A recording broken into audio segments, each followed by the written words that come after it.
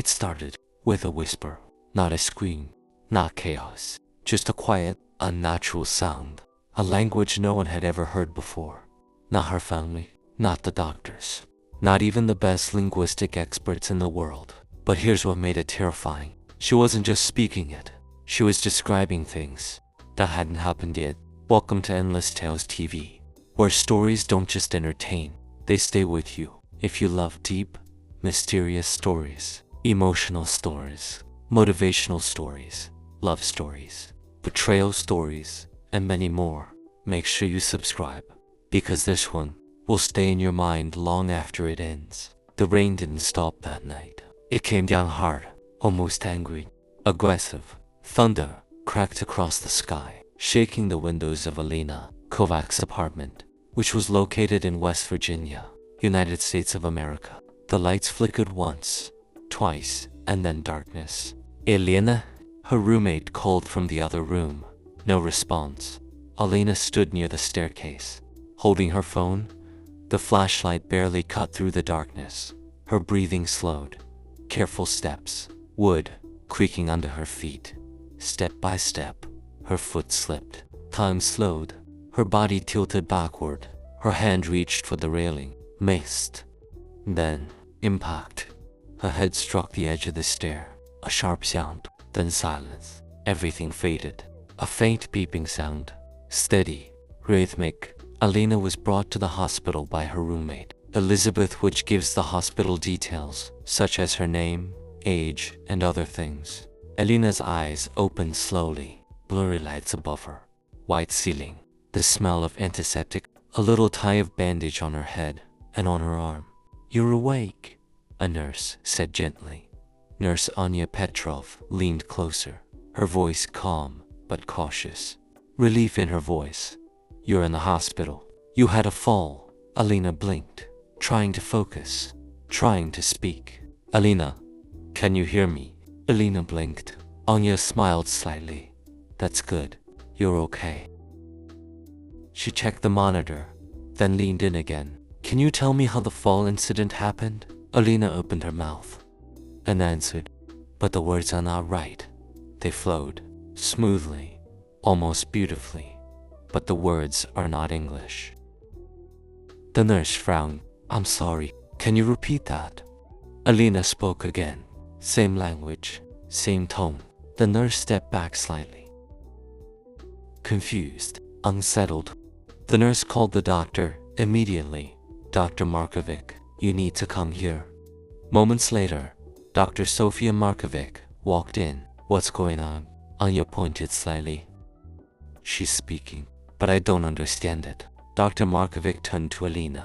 "Elena, I'm Dr. Sofia Markovic. Can you understand me?" Elena nodded. Then she responded again, in that same unknown language. Dr. Markovic didn't speak immediately. She just stared. This was fluency. Doctor ran tests immediately. Brain scans, cognitive checks. Everything came back normal. No internal bleeding, no severe trauma. "She should be fine," another nurse said. "But then why?" Elena sat quietly and gentle on the bed, calm, watching them. She spoke again, the same language, longer sentences this time, more complex. And this time, she smiled, not confused, not scared. By the second day, specialists arrived. Dr. Lucas Reinhardt, a linguistics expert, reviewed the recordings. Linguists recorded every word, every tone, every pause. Whiteboards filled quickly. Symbols, patterns, repeating structures. "This isn't random. There's grammar here. There's structure here. Grammar, repetition." He looked at Dr. Markovic. "This is a real language." Silence. "But it doesn't exist." "It's a real language, but there was a problem. It didn't exist." Elena had been calm for hours. Then suddenly, she changed. Her breathing became uneven. Her voice is faster. Elena began writing, pages filled with strange symbols, curves, lines, repeating forms. She started repeating the same phrase over and over again. She grabbed the pen. She started drawing symbols, numbers, lines. She pointed at clocks, windows, people passing by. Then she wrote again. Daniel hadn't arrived yet, so no one understood what they were seeing. But something was building, slowly, quietly, and no one realized it yet. It started with a short video leak. A short clip, just 12 seconds.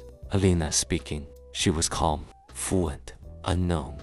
Within hours, millions of views. Comments flooded in.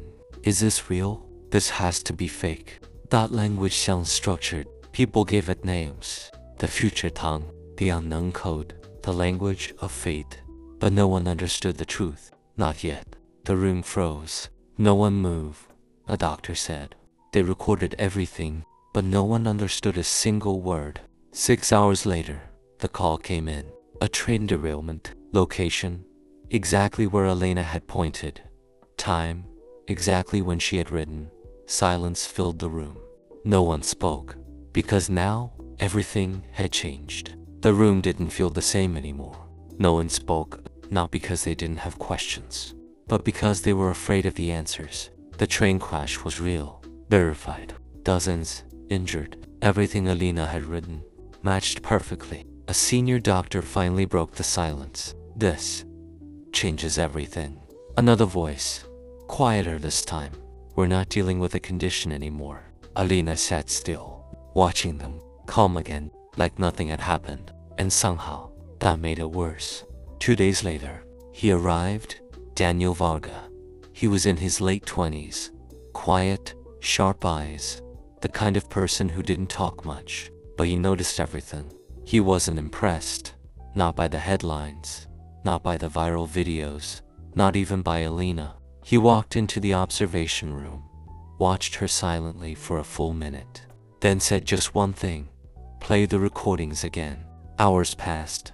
Daniel didn't move, didn't speak, just watched, listened, replayed, over and over. The others had been trying to understand what Elena was saying. Daniel focused on something else. How she says it. He paused the recording, zoomed in on the waveform. See this? He said quietly. They repeat, but not exactly. Confused looks around him. He rewound, played it again. Same phrase, but slightly different tone, different spacing. It's evolving, Daniel said. It's not just a language, it's adapting. That night, Elena spoke again, but this time, she wasn't panicking. She was focused. She pointed to a screen, spoke slowly, repeated a sequence 3 times. Daniel immediately started writing, matching symbols, tracking rhythm. For the first time, someone was trying to follow her in real time. 6 hours later, a fire broke out in a residential building. Same pattern, same timing. But this time, Daniel had written it down before it happened. He stared at his notes, then at Elena, and whispered, "This isn't random." Security increased immediately. Doors locked automatically. More cameras installed. People in suits began arriving, watching, listening, saying very little. One of them pulled the lead doctor aside. "This is no longer just medical. It's classified." Elena wasn't a patient anymore. She was being contained. Daniel continued working, obsessively. He mapped symbols, tracked repetition, and then he noticed something strange. Certain words appeared more often, but only around specific moments. Moments tied to people. He circled them, connected lines, built patterns, and slowly, something began to form. Not clear yet, but disturbing. Late at night, the room was quiet. Daniel sat alone, reviewing footage. Elena was behind the glass, sitting still. Then, she turned, looked directly at him. Not random, not accidental, intentional. She started speaking. Softly, slowly, calm, slowly. Daniel froze, because this time, it felt different, like she wasn't speaking to the room. She was speaking to him. The next morning, Daniel checked the recording, replayed that moment again and again. Then he wrote it down, carefully, matched symbols, tracked structure, and for the first time, he translated something, not fully, but enough. 3 words. You should not. He stopped, heart racing, looked back at the screen. Elena was staring directly into the camera, like she knew. That night, Elena didn't sleep. She kept speaking, quietly, repeating new patterns.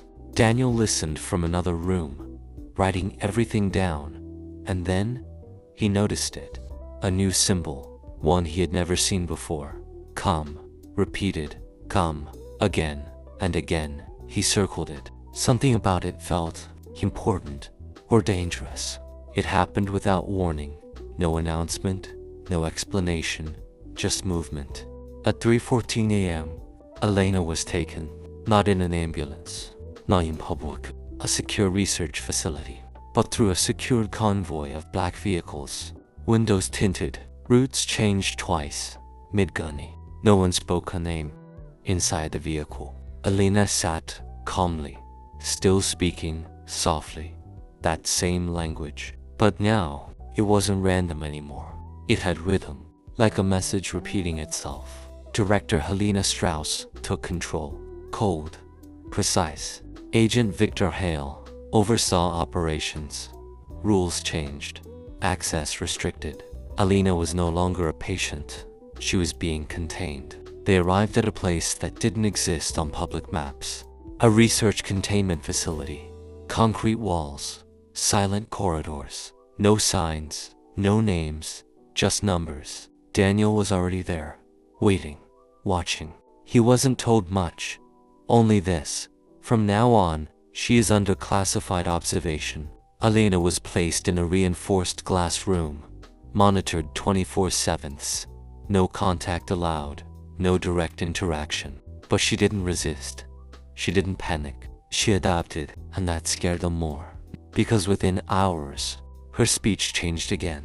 Faster, more structured, more precise, like she was adjusting to being watched. Daniel replayed everything, every recording, every symbol, every pause. And then he noticed something no one else saw. The language wasn't just evolving, it was reacting to observation. The more they studied her, the more complex it became. He wrote in his notes, "It behaves like it is aware of being studied." He paused, looked at the screen. That's impossible, but it was happening. One morning, Daniel was called into a restricted room. A folder was placed in front of him. No explanation, just instructions. Review only. Inside, names, dates, symbols. At first, random. But then he noticed patterns. Every name matched something Elena had spoken. Every symbol is aligned with recordings. He flipped through faster, heart tightening, and then he saw a name. A technician from the facility, marked. Daniel looked up, confused. That's impossible. He's alive. A silence followed. Then a voice behind him. Not for long. Daniel rushed back to the control room. Checked live feeds. The technician was fine. Technician Markovic was fine, working normally, laughing with colleagues, but the file still mocked him. Daniel froze. What if? This isn't a prediction. What if it's selection, back in containment? Elena suddenly stopped speaking. Silence. For hours. Then, she stood up. She walked to the glass and looked directly at Daniel. Long, unblinking. Then she spoke. But this time, only one sentence. Daniel wrote it down immediately. He decoded it minutes later. His face went pale. It said, "You are already inside it." That night, security protocols changed. Quietly, without announcement. Doors reprogrammed. Access levels updated. Files restructured. Daniel noticed it first. It's not just Elena anymore. It's affecting the system. He checked logs, reviewed changes, and realized something terrifying. Some changes were not human-made. On every screen, one symbol appeared, the same one Elena had repeated earlier, now everywhere. Daniel stared at it and whispered, "This wasn't in the system before." It started quietly, too quietly. A technician, Mr. Markovich, didn't show up for morning duty. At first, no one cared. Delays happened all the time in high-security facilities. But then, his access card stopped responding. His name disappeared from the active staff list. No announcement, no explanation, just Removal. Daniel noticed it first. He asked, "Where is Technician Markovic?" A pause, then the reply, "He's been reassigned." But Daniel knew that tone. It wasn't reassignment. It was avoidance. Daniel went back to Elena's recordings. Every symbol, every phrase, every repetition. He compared them to the staff roster, again and again. Then he stopped. His hand froze. The missing technician had been mentioned. Not clearly, not directly, but encoded, hidden in repetition patterns. Daniel whispered, "No, this can't be real." 2 days later, another incident. A security officer named Jonas Weber collapsed during shift change. No warning signs, no explanation. Declared a medical emergency.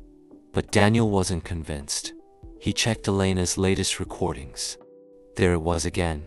Same structure, same pattern, different symbols. Another match. Daniel's breathing changed. Slower, heavier. This isn't a coincidence anymore. Daniel created a full timeline wall. Screens, printouts, symbols connected with red strings. Every incident, every name, every mark, patterns emerged. Clearer now, disturbingly clear. He realized something. The deaths were not random. They were sequenced, like steps in a program. Inside containment. Elena stopped responding to basic prompts. She didn't speak for hours. She just stared at the walls. Then, suddenly, she began drawing again. But differently, faster, more aggressive. Symbols overlapped, repeated, distorted, like something inside her was accelerating. Another alert, another missing file.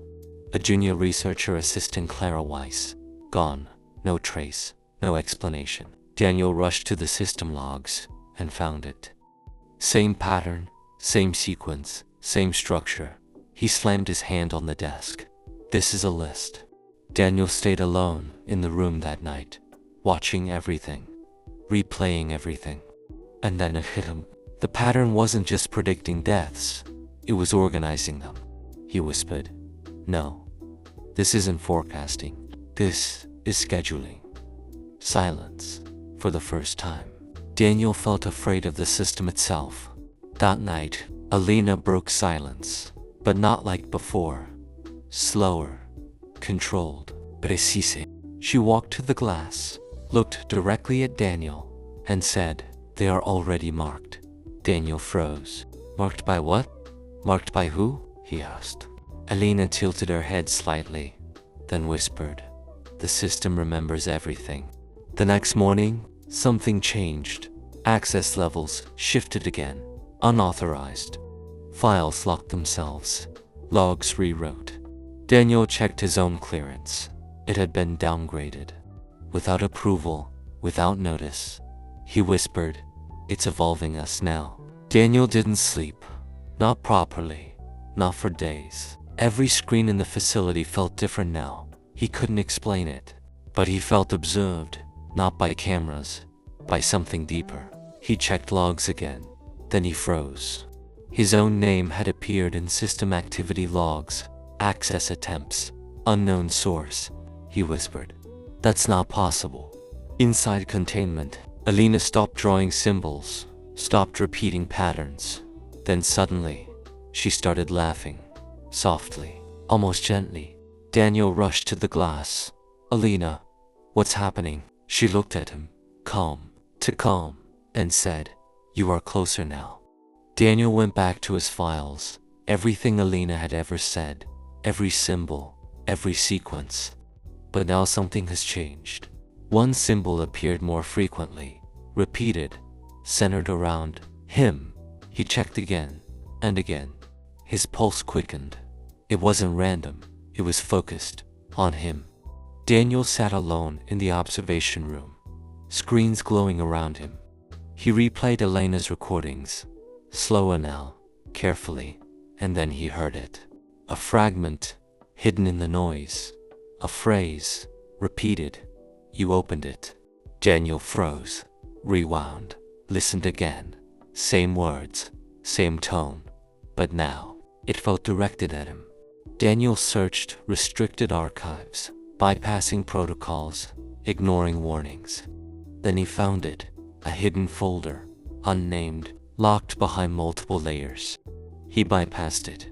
Inside, reports, experiments, timeline notes, and one line that made his hands shake. Subject 17, retention failure rate, 100% across cycles, Daniel whispered. Cycles. He read further, heart racing. Each document described something impossible: reset events, memory retention, anomalies, repeated subject failures, system-wide reinitializations. Daniel leaned back slowly. This isn't a patient, this is a loop. Suddenly, alarms triggered. Not emergency alarms, system alerts. Elena stood up again, but this time, she looked different, focused, urgent. She pressed a hand against the glass and spoke clearly. Stop looking. Daniel stepped closer. What are you trying to tell me?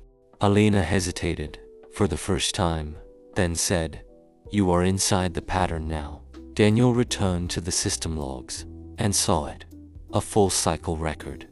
Names repeated across timelines, events looping, patterns restarting, and at the bottom, a line he hadn't seen before. Observer integration initiated. Daniel stood still. No movement, no sound. Then whispered, No, I'm part of it now. All the screens flickered, just for a second, then returned. But something was different. One new symbol appeared. Not in Elena's writing, not in records, but in the system itself. Centered, active, alive. Daniel stared at it, and the screen went black. The screen went black, not just in Daniel's room, across the entire facility. Emergency systems failed for exactly 11 seconds, then returned. But nothing felt normal anymore. Lights flickered, doors locked themselves, systems rebooted without command. And then, silence. Too much silence. Daniel stood alone in the control room, breathing heavy, eyes scanning every screen. Then he saw it, a message on every monitor. Observer integration complete. His heartbeat slowed. No, he whispered. This is impossible. A file unlocked itself. No input, no authorization. It opened automatically. Title, Project Echo. Subject 17. Daniel read, slowly, every word, and the truth unfolded. Elena was not a patient, not an experiment in the normal sense. She was part of a system, a recursive intelligence model, designed to simulate timelines, test outcomes, correct collapse points. Each version of reality was a cycle, and Elena, she was the only one who retained memory across resets. That's why she spoke the language. It wasn't new. It was carryover memory from previous cycles. Daniel kept reading, hands shaking now. The language wasn't alien. It wasn't supernatural. It was compressed data. Survival encoding. A way for Elena's mind to survive resets of reality. Every symbol, every phrase, was a compressed memory fragment. Daniel whispered. So, every death, every prediction, it's just a test outcome. The system wasn't predicting the future. It was choosing the next version of reality. Elena was brought into the main observation room. Different, almost peaceful. Daniel rushed in. Elena, what is this? She looked at him. Long silence. Then spoke clearly. You finally understand. Daniel stepped closer. Why me? Elena paused, then answered. Because every cycle needs an observer. Daniel froze. You mean, I was always part of this? Elena nodded slightly. Daniel looked at the system's screens. The same symbol appeared everywhere. But now, it was centered on his ID, marked, active, permanent. Alarms triggered again, but not emergency alarms. System-wide, initialization. Daniel's voice trembled. No, wait. Elena looked at him one last time, not sad, not scared, and said, You don't survive this version either. The lights flickered. The room was distorted. Screens melted into static. Daniel tried to run, but the doors wouldn't open. The system voice echoed. Reset initiated. Everything went white. Same room, same chair, same silence. Elena sat alone again, whispering softly. That language, it restarted. And just like that, reset happens. Elena survives. Daniel dies. Elena was rushed back to the hospital by the authorities because she felt conscious. When she woke up then, she found herself in the hospital room again. Nurse Anya Petrov leans closer. Elena, can you hear me? Elena blinks, then a tear falls. She whispers, Daniel. The nurse freezes. Who is Daniel? Elena doesn't answer, because she does not understand. Why does she remember? That's how Elena's memory was restored back with the help of Daniel, but unfortunately, Daniel dies. If this story made you think, subscribe to Endless Tales TV, because here, we give you the best stories. And before you go, what do you think this really was? Simulation? Or something far worse? Remember to tell me what country you are watching this from. Stay tuned, and see you in my next video.